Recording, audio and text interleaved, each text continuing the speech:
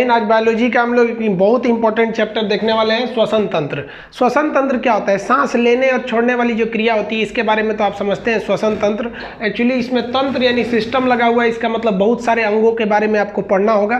तो चलिए हम समझते हैं श्वसन की क्रिया क्या होती है। इसमें ऑक्सीजन ज़रूरी होता है, इसलिए ये एक ऑक्सीकरण की क्रिया है। विदाउट ऑक्सीजन ये श्वसन संपन्न नहीं हो सकता है। श्वसन के फलस्वरूप हमें ऊर्जा मिलती है, हम सांस लेते हैं तो हमें ऊर्जा मिलती है और शरीर में ऊष्मा भी बनी रहती है, सांस लेने से ही बनी रहती है। समझ में आ गया? ऊष्मा बने रहने के दो कारण हैं, एक आपका श्वसन है और दूसरा रक्त का परिसंचरण है। जब तक खून दौड़ेगा और जब तक सांस लेंगे आपका शरीर गर्म रहेगा। जिस दिन आप मरेंगे सांस बंद हो जाएगा, खून दौड़ना रुक जाएगा, शरीर ठंडा हो जाता है। तो ये ऊर्जा तथा ऊष्मा देता है। यह एक अपचायी क्रिया है। देखिए इसको इंग्लिश में कहते हैं कैटाबोलिक। अपचायी यानी कैटाबोलिक क्या होता है? किसी चीज़ को तोड़ देना कैटाबोलिक कहलाता है और किसी चीज़ को जोड़ देना एनाबोलिक कहलाता है। तो श्वसन क्या है? एक प्रकार का कैटाबोलिक रिएक्शन है। अब श्वसन के हम अंग समझते हैं कि वह कौन सा अंग है जो श्वसन का काम करता है। तो सबसे पहले हम लोग अपने से देखते हैं, हम लोग स्तनधारी हैं। स्तनधारी उसे कहते हैं जो अपने बच्चे को दूध पिलाते हैं। मानव स्तनधारी आता है। तो हम लोग में श्वसन अंग कौन सा है? तो जब हम लोग पढ़ते थे ना, छोटे थे, तो हम लोग को लगता था नाक है। फिर सोचते थे यार नाक बंद कर लेते हैं तो मुँह से भी सांस ले लेते हैं। अब नाक है या मुँह है? एक्चुअली दोनों नहीं है। नाक और मुंह केवल सांस लेने की ये रास्ते हैं, ये श्वसन अंग नहीं है। देखिए आप सांस जो खींचते हैं वो नाक से नहीं खींचते हैं, वो बेसिकली फेफड़ा से खींचते हैं और छोड़ते भी हैं तो फेफड़ा से। तो मेन जो है ना हम लोग का श्वसन अंग लंग्स यानी फेफड़ा है। तो स्तनधारी हो गए, गाय भैंस सांप, ये सब का क्या हो गया? फेफड़ा से सांस लेते हैं। समझ में आ गया? अब बात करते हैं कीड़े मकोड़ों के। तो कीड़े मकोड़े फेफड़ा से सांस नहीं लेते हैं, सांस की नली से सांस ले लेते हैं, यहीं से सांस ले लेते हैं, डायरेक्ट सांस नली से वो सांस लेते हैं। सांस नली को हम ट्रेकिया कहते हैं। तो कीड़े मकोड़े कहाँ से सांस लेते हैं? वो ट्रेकिया से सांस लेते हैं। अब जलीय जीव को देखेंगे जैसे मछली वगैरह, तो जलीय जीव अपने गिल्स से सांस लेते हैं। मछली के बगल में फेफड़ा ये गल्फर होता है। गल्फर को हम लोग उर्दू में गल्फर कहते हैं, हिंदी में क्लोम कहते हैं, इंग्लिश में उसे गिल्स कहते हैं। तो जलीय जीव जो होते हैं ना किससे सांस लेते हैं? गिल्स से सांस लेते हैं। मछली में देखिएगा साइड में ना इसे गल्फड़ होता है, उसी से वो लोग क्या करते हैं? सांस लेते हैं लोग। मेढक की बात करेंगे तो मेढक की दो अवस्था। जवानी में मेढक त्वचा से सांस लेता है। अब ये मेढक भी तीन तरह से सांस लेता है। जब ये पानी में रहेगा तो ये जब जमीन पे रहता है तो फेफड़ा से सांस लेता है। जमीन पे रहेगा तो किससे सांस लेने लगता है? फेफड़ा से। और जब ये मिट्टी के अंदर घुस जाएगा तो उसको कहते हैं निष्क्रिय अवस्था। तो मिट्टी के अंदर घुस जाएगा निष्क्रिय अवस्था, तो उसमें किससे सांस लेगा? त्वचा से। और जब ये बच्चा रहता है एकदम छोटा तो ये मछली के समान होता है। मेढक देखिएगा ना, छोटा रहेगा तो मछली के जैसा रहता है। हम लोग बचपन में ना पकड़ के लाते थे, सोचते थे मछली पाल रहे हैं, ससुरा बड़ा होकर मेढक हो जाता था, तो उसे हम लोग कहते हैं टेडपोल। तो जब मेढक एकदम छोटा रहता है, टेडपोल रहता है, तो गिल्स से सांस लेता है। जब जवान हो जाता है तो जवानी में दो जगह रहेगा, पानी पे या फिर इसमें क्या नाम है, जमीन पे। पानी या जमीन पे ये रहेगा तो ये किससे सांस लेता है? फेफड़ा से। और जब मिट्टी के अंदर घुस जाएगा तो उस समय ये लेगा त्वचा से सांस। तो ये तीन कंडीशन इसको लिख देते हैं कि आप लोग भूमि पे जब ये रहेगा तो फेफड़ा से लेगा, भूमिगत यानी निष्क्रिय अवस्था में त्वचा से, और टेडपोल अवस्था में गिल्स से सांस लेता है। समझ में आ गया? बात हम करते हैं ब्रीदिंग की। श्वासोच्छ्वास क्या होता है? ब्रीदिंग यानी श्वासोच्छ्वास क्या होता है? तो कोई कहेगा ब्रीदिंग क्या होता है? तो सांस अंदर लेने और बाहर छोड़ने, इन दोनों क्रिया को जब जोड़ देते हैं तो उसे हम ब्रीदिंग या श्वासोच्छ्वास कहते हैं। समझ में आ गया? तो अंदर लेना भी श्वासोच्छ्वास, बाहर लेना भी, दोनों को जोड़ देंगे तो उसे श्वासोच्छ्वास कहते हैं। यहाँ टिपिकल समझिएगा, सांस अंदर लेना और सांस को बाहर छोड़ना दोनों अलग चीज़ है। सांस अंदर लेने को कहते हैं निःश्वसन। ध्यान दीजिए, बाहर छोड़ने वाले को केवल दो बिंदु डाल दीजिए, निःश्वसन, बाहर चला गया। तो देखिए अंदर लेना निःश्वसन और बाहर छोड़ना निःश्वसन। इंग्लिश में दिक्कत नहीं है, इन हुआ तो इंस्पायरेशन, आउट हुआ तो एक्सपायरेशन, आउट हुआ तो एक्सपायरेशन, इन हुआ तो इंस्पायरेशन। हिंदी वालों को यहाँ दिक्कत हो जाएगा, अंदर आ जाएगा तो निःश्वसन, अब बाहर गया तो निःश्वसन, बस निःश्वसन जोड़ देना। देखिए अब सांस अंदर लेने और बाहर छोड़ने के दौरान कौन कौन सी गैस का विनिमय होता है? तो जब हम सांस लेते हैं तो वही गैस सांस लेंगे जो हवा में है, और जितना परसेंटेज हवा में है उतना ही ना लेंगे। तो हवा में नाइट्रोजन 78%, तो सांस लेते हैं 78%। ऑक्सीजन हवा में 21%, तो अंदर लेते हैं 21%। CO2 यानी कार्बन डाइऑक्साइड 0.03, तो उतना ही लेते हैं। तो ये निःश्वसन यानी इंस्पायरेशन में कितना लेते हैं ये याद करने की चीज़ नहीं है, ये तो आपको पहले से पता होगा भैया हवा में जितना है उतना ही ना लेंगे। क्वेश्चन पूछेगा कि छोड़ते कितना परसेंट है, तो याद रखिएगा केवल 4% ऑक्सीजन और CO2 का हेर फेर होता है। और नाइट्रोजन कितना लिए थे 78, छोड़ दिए 78, जाओ भैया। यहाँ ऑक्सीजन कितना लिए थे 21 और छोड़े कितना 17, कितना का गड़बड़ी हुआ 4% का। तो लिए थे ऑक्सीजन में ज़्यादा और छोड़े कम, तो कहीं ना कहीं मैनेज हुआ ना। तो ध्यान दीजिए कार्बन डाइऑक्साइड 0.03 लिए थे, यानी 1% नहीं लिए थे, और इसको छोड़ देते हैं 4%, हालांकि ये 4.6% होता है, 4 याद रखिएगा। समझ में? नाइट्रोजन कितना लेंगे 78, छोड़ेंगे 78, ऑक्सीजन 21, छोड़ेंगे 17, CO2 0.03, छोड़ेंगे 4%। तो जो यहाँ 4% का हेर फेर हुआ है, एक्सचेंज हुआ है, उसको बस ध्यान में रखिएगा, आपको आइडिया लग जाएगा। सांस लेने में प्रॉब्लम नहीं है, हाँ जब छोड़ेंगे तो 4% का एक्सचेंज रेट के हिसाब से छोड़ेंगे। समझ में आ गया? अगर कोई कहेगा कि कितना ऑक्सीजन लेते हैं, तो ऑक्सीजन 21 लेते हैं, छोड़ते कितना है 17, CO2 0.03, छोड़ेंगे, दिमाग में याद रखिए 4% का है, फिर CO2 4%, नाइट्रोजन जस्ट का था 78 आया, 78 चला गया। ये समझ में आ गया? इसका एक स्क्रीनशॉट लीजिए, फिर आगे हम श्वसन मार्ग समझाते हैं। देखिए श्वसन मार्ग किसे कहते हैं? सांस लेने के दौरान हवा यानी वायु जिस मार्ग से जाती है उसे हम श्वसन मार्ग कहते हैं। याद करिए हम पाचन में पढ़ाए थे कि भोजन जिस मार्ग पर जाता है उसे हम आहार नाल कहते हैं। तो श्वसन में श्वसन यानी हवा जिस मार्ग पर जाता है उसे हम श्वसन मार्ग कहते हैं। श्वसन मार्ग की ये 10 स्टेप है, इनको समझिए ध्यान से। सबसे पहले सांस जाता है नासा छिद्र से। कहाँ जाएगा? नासा छिद्र से। नासा छिद्र में आपको बाल मिलेंगे जो छोटे छोटे धूल कण को चिपका लेते हैं, तो ये नासा छिद्र हो गया। इसके बाद ये पहुंचता है नासा कपाट पर। यहाँ देखिएगा एक हड्डी मिलेगा, इसमें मारिएगा बड़ा तेज चोट लगता है, तो ये हो जाता है नासा कपाट। ये नासा कपाट पे चिपचिपा पदार्थ पाया जाता है जिसको कहते हैं म्यूकस। आप नाक में उंगली डाल के देखेंगे तो हमेशा चिपचिप लगा रहेगा, ऐसा नहीं कि आपको सर्दी हुआ रहेगा।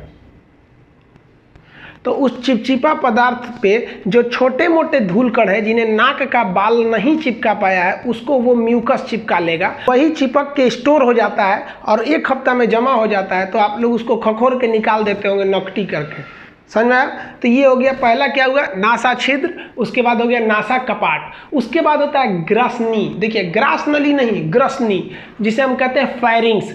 हिंदी में उसको शुद्ध भाषा में बोलते हैं हल्लक, नहीं बोलते हल्लक खोल के दिखा दे, ये जो हल्लक दिखता है यहाँ से एकदम वहाँ पे वो वाला भाग, उसे हम क्या कहते हैं फेरिंग्स या ग्रसनी। ग्रसनी एक ऐसा जगह है जहाँ भोजन भी जाता है, हवा भी जाता है। इसे हल्लक खोलेंगे ना, अरे सांस भी वहीं ले रहे हैं, हवा भी वो उसी में छोड़ रहे हैं। तो दूसरा क्या होता है ग्रसनी यानी फेरिंग्स होता है। उसके बाद होता है लैरिंग्स। लैरिंग्स को क्या कहते हैं हम? स्वर तंत्र कहते हैं।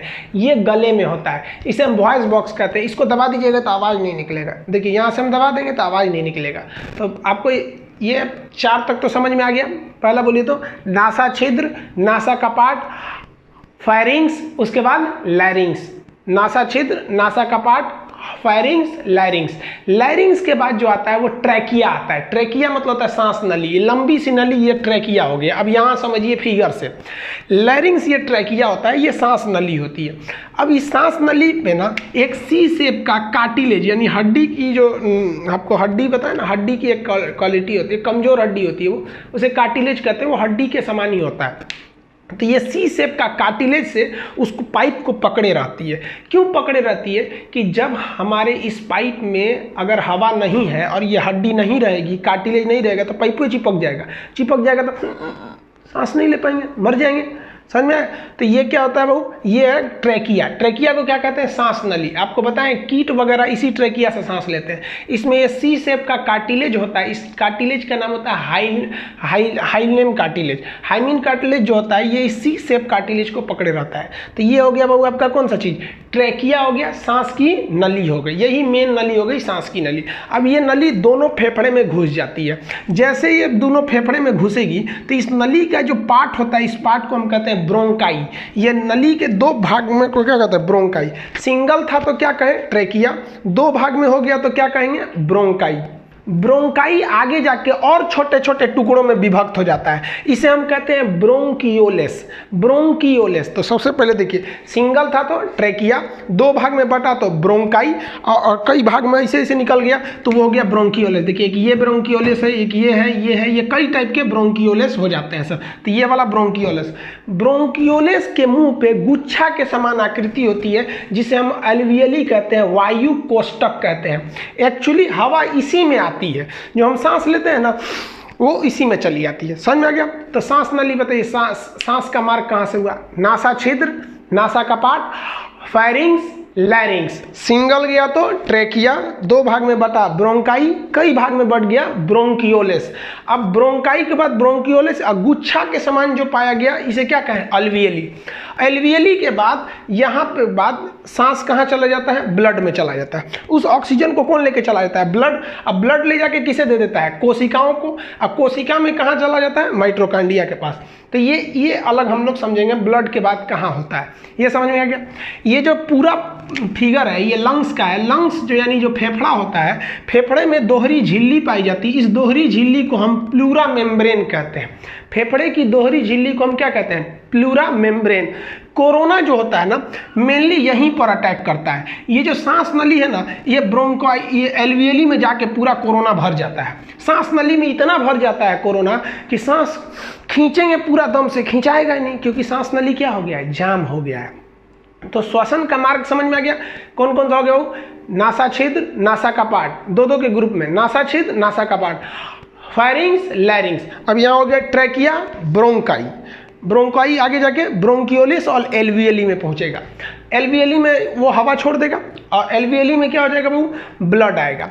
ब्लड इस ऑक्सीजन को कहाँ ले जाएगा, सेल में। ब्लड कहाँ ले जाएगा, हर एक कोशिकाओं में लेकर चला जाएगा, और कोशिका के अंदर जाके किसको देगा, वो माइटोकॉन्ड्रिया को देगा। समझ में आ गया। तो ब्लड के बाद यहाँ से तो समझ में आ गया, ब्लड पूरी कोशिकाओं तक ले जाता है, और कोशिकाओं में किसको देता है, माइटोकॉन्ड्रिया को देता है। आप पढ़े होंगे माइटोकॉन्ड्रिया में इस ऑक्सीजन के द्वारा क्रेब्स चक्र चलता है और ग्लूकोज का निर्माण होता है। ये समझ में आ गया आपको श्वसन मार्ग। तो इसका एक फिगर बनाइए, फिर हम समझते हैं सांस लेने में मदद कैसे होता है। देखिए सांस लेने में ना सबसे ज़्यादा मदद करता है, 70% मदद करता है डायफ्राम। नीचे वाला ये जो होता है ना, ये डायफ्राम, ये संयोजी उत्तक का बना होता है। ये उत्तक चैप्टर में पढ़िएगा, उत्तक कितने प्रकार के हैं। तो ये डायफ्राम मदद करता है। कैसे मदद करता है, तो देखिए जैसे हम लोग सांस लेते हैं ना, तो ये डायफ्राम नीचे होकर एकदम बराबर हो जाता है, नीचे हो जाता है, तो हम लोग सांस ले लेते हैं, सांस चलाता है। डायफ्राम कहाँ आ जाता है, नीचे। और जब हमें सांस छोड़ना होता है तो फेफड़े के पास इतनी ताकत नहीं है कि सांस को छोड़ सके। याद रखिएगा, सांस छोड़ने के लिए डायफ्राम मदद करता है। फेफड़ा कहता है डायफ्राम को, ए भाई ढकेल ना, ढकेल ढकेल ढकेल। तो डायफ्राम क्या होता है, नीचे से इसे ढकेलता है, तो ऐसे फेफड़ा उठता है, सारा सांस बाहर चल जाता है ऐसे। अब जरा सोचिए तो, अगर सांस ले ले आदमी और डायफ्राम कहे कि ना आज हम घुसे आए हैं, काम ही नहीं करेंगे, तो इसे सांसवा ले लिए और निकलिए नहीं रहा है, तो कैसे निकालिएगा, निकल नहीं निकलेगा। सबसे मेन जरूरी होता है डायफ्राम। तो जैसे हम सांस लेते हैं, डायफ्राम कहाँ चला जाता है, नीचे।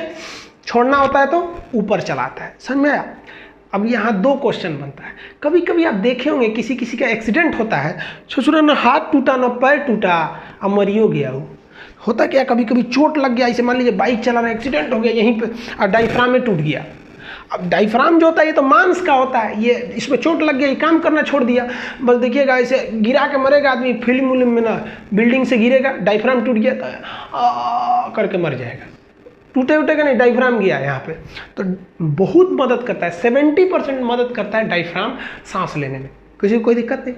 अब आप कहिएगा कि सर अगर कोई महिला गर्भवती होती है तो उसके डायफ्राम को नीचे जाने का जगह नहीं रहेगा, वहाँ तो इतना बड़ा उसमें लड़का आ जाएगा पेट में, अब डायफ्राम नीचे कैसे जाएगा, तब क्या होगा।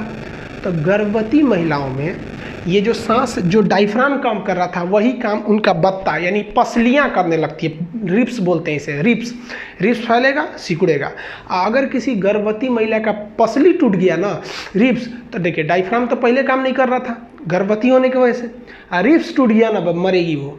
तो ये डायफ्राम बहुत मदद करता है। समझ में आया। अब एक और चीज़ समझते हैं हम कि खाना खाते वक्त हिचकी क्या आने लगता है। तो देखिए ध्यान से समझिएगा इसे।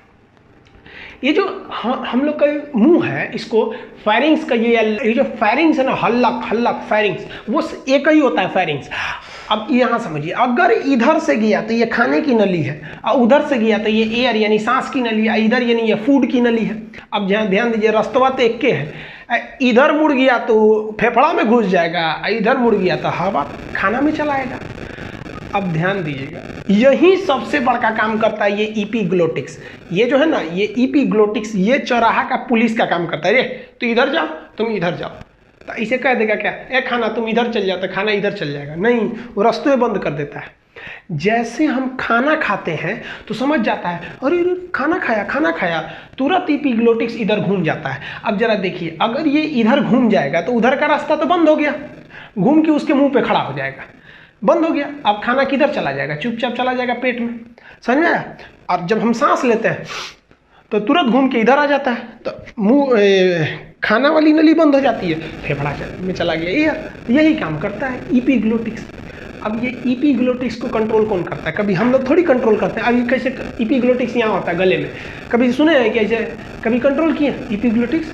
खाना खा रहे हैं, इसको पेट में जाना चाहिए, दाहिने घूम जाओ, तो इधर घूमो, हाँ खाना गया। अब सांस लेने वाले हैं, इधर घूम जाओ, हाँ इधर घूम, सांस चला गया। ऐसे थोड़ी होता है, ये सारा का सारा काम ब्रेन कर देता है। ब्रेन समझ जाता है, वो खाया है, जैसे खाना खाएंगे तुरंत दाहिने घूम, जैसे खाना खाएंगे दाहिने घूमेगा, खाना चला गया इधर।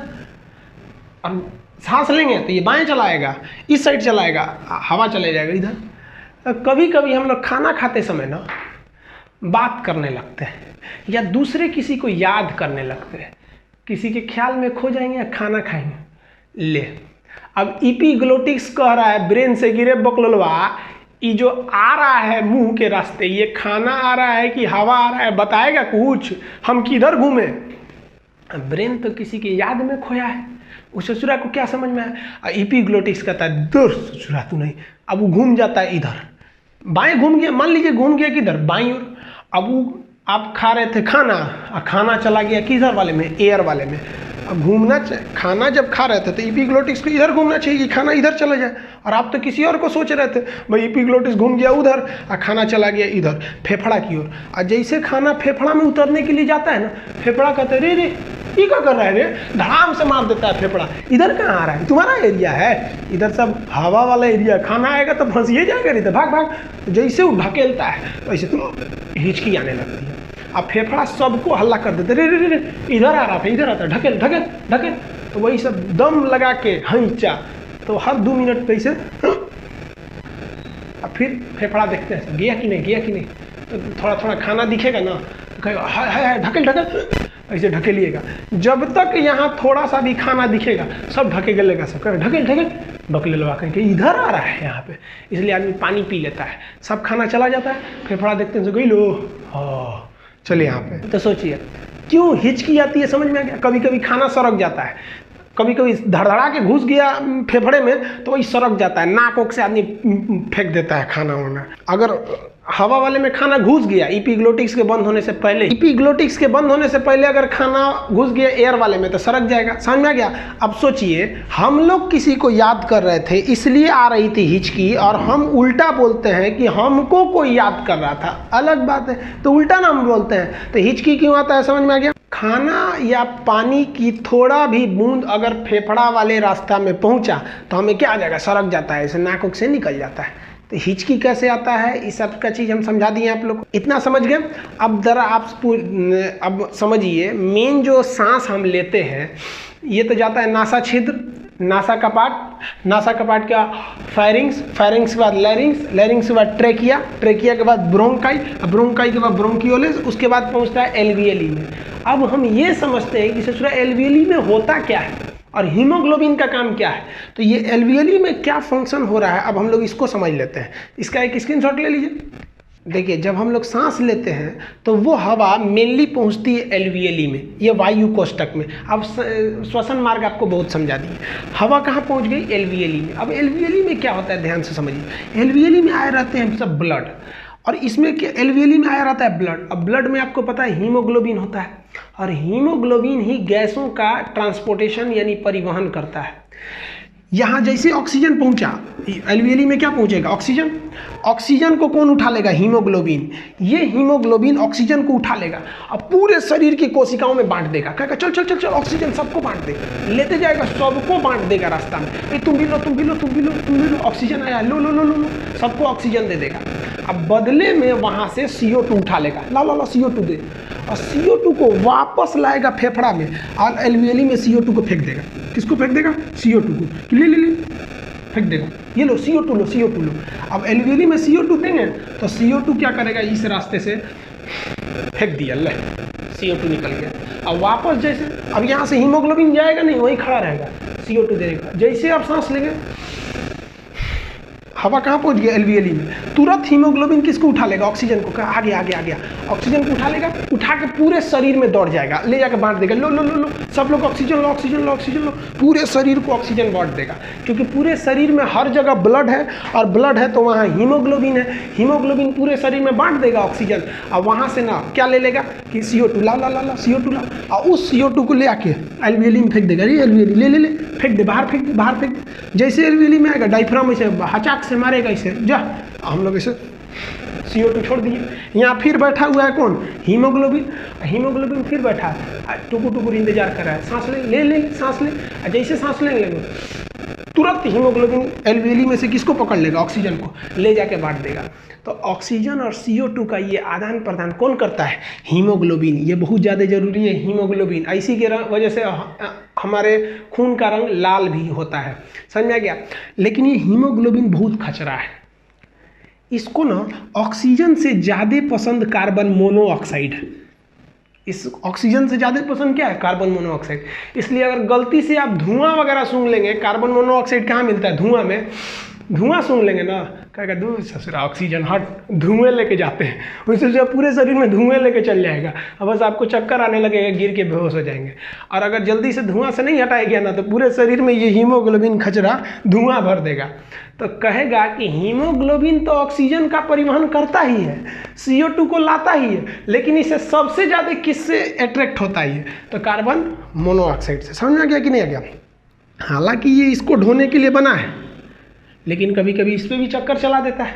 वो कहते हैं ना कि प्यार के नाव में उसी दिन पहला छेद हो जाता है जब गर्लफ्रेंड अपने से ज़्यादा खूबसूरत सहेली से मिलवा देती है, वही गड़बड़ हो जाता है। तो ये ससुरा ये समझिए इसकी सहेली ये है, इसलिए गलती से भी मत जाइएगा जहाँ कार्बन मोनोऑक्साइड हो, यानी धुआं वगैरह हो। इसलिए ठंड के दिन में कई लोग घर में कोयले जला के दरवाज़ा बंद के सो जाते हैं। कोयला जलने से क्या आएगा? Carbon monoxide. अब ये ससुरा हीमोग्लोबिन ऑक्सीजन को छोड़ के और उसी को लेके चला जाएगा। तो कैसे आदान प्रदान होता है, समझ में आ गया? तो आप देखिए, श्वसन दो जगह होता है, एक फेफड़ा में होता है और दूसरा एक हीमोग्लोबिन द्वारा ब्लड जब लेके जाता है कोशिकाओं में, तो दो जगह होता है, एक कोशिका में हो गया, एक फेफड़ा में हो गया। सांस यहाँ तक एल्वियली तक पहुँचा दीजिए तो फेफड़ा में श्वसन हो गया। अब यहाँ से काम किसका चालू? हीमोग्लोबिन। हीमोग्लोबिन इस ऑक्सीजन को ब्लड से लेके कहाँ जाएगा? सेल्स में जाएगा, कोशिकाओं में ले जाएगा। अब कोशिका में कहाँ ले जाएगा? तो माइटोकॉन्ड्रिया में ले जाएगा।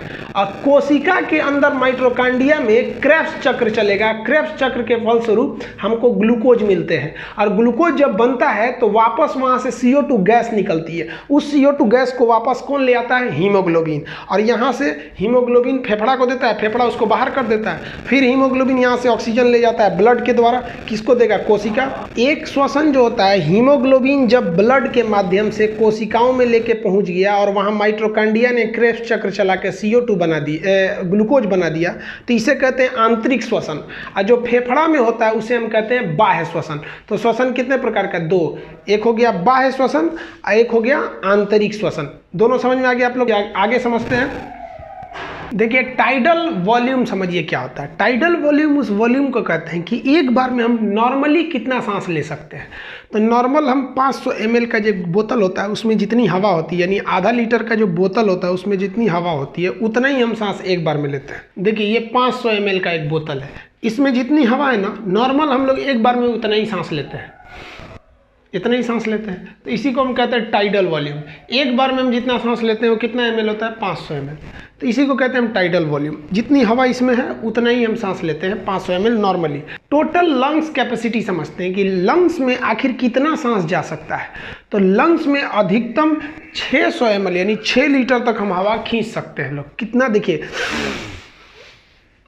ऐसे खींचने के बाद आप देखेंगे सीना बढ़ जाता है, तो इसे हम लोग क्या कहते हैं, टोटल लंग्स कैपेसिटी। तो क्वेश्चन आएगा कि हम सांस कितना लेते हैं, टोटल लंग्स कैपेसिटी बराबर लेते हैं या टाइडल वॉल्यूम। आप बताइए कितना लेते हैं, टाइडल वॉल्यूम। ऐसे कोई सांस थोड़ी नहीं लेता है, खींच खींच के सांस नहीं लेता है। नॉर्मल एक इंसान जो होता है जब वो जगा रहता है तो 16 बार सांस लेता है 1 मिनट में। एवरेज होता है, ये 1-2 बार आगे पीछे हो सकता है। जगा हुआ इंसान 16 बार सांस लेता है और सोया हुआ इंसान 12 बार सांस लेता है, क्योंकि आप देखिएगा सोने के वक्त सांस आदमी लंबा लेता है। तो जगा हुआ इंसान कितना बार लिया, 16 बार। सोया हुआ इंसान लेता है 12 बार। जो छोटे बच्चे होते हैं ना वो 25 से 26 बार सांस लेते हैं 1 मिनट में। तो उन लोग का सांस लेने का दर ज़्यादा रहता है। फेफड़े कितना छोटा रहता है, इतना छोटा तो होता है, धक धक सांस ले लेते हैं। तो ये समझ में आ गया आप लोग को। अब हम समझते हैं कि सांस लेने की कुछ मशीन्स, जब हम पहाड़ पर जाते हैं तो वहाँ ऑक्सीजन की कमी हो जाती है, तो हमें ऑक्सीजन सिलेंडर साथ में रखना पड़ता है। तो 2-3 क्वेश्चन पूछता है। ऑक्सीजन सिलेंडर जब पर्वत पे ले जाएंगे तो उसमें ऑक्सीजन के साथ नाइट्रोजन मिलाते हैं, समझ में आया। ऑक्सीजन सिलेंडर जब समुद्र में ले जाएंगे तो उसमें ऑक्सीजन के साथ नाइट्रोजन मिलाएंगे, दोनों में हम नाइट्रोजन मिलाते हैं। लेकिन समुद्र की गहराई जब 300 फीट से ज़्यादा हो जाती है, यानी गहरा समुद्र हो जाएगा, तो ऑक्सीजन के साथ हीलियम मिलाएंगे। इसको याद रखिएगा, गहरा समुद्र कहेगा तो हीलियम हो जाएगा। अब आप कहिएगा कि इन सबको को मिलाने की क्या ज़रूरत है, हम लोग डायरेक्ट ऑक्सीजन क्यों नहीं ले लेते हैं। तो एक्चुअली हमें आदत नहीं है डायरेक्ट ऑक्सीजन लेने की। हम लोग जो हवा में सांस लेते हैं उसमें केवल ऑक्सीजन थोड़ी रहता है, ऑक्सीजन 21% रहता है, 78% नाइट्रोजन रहता है।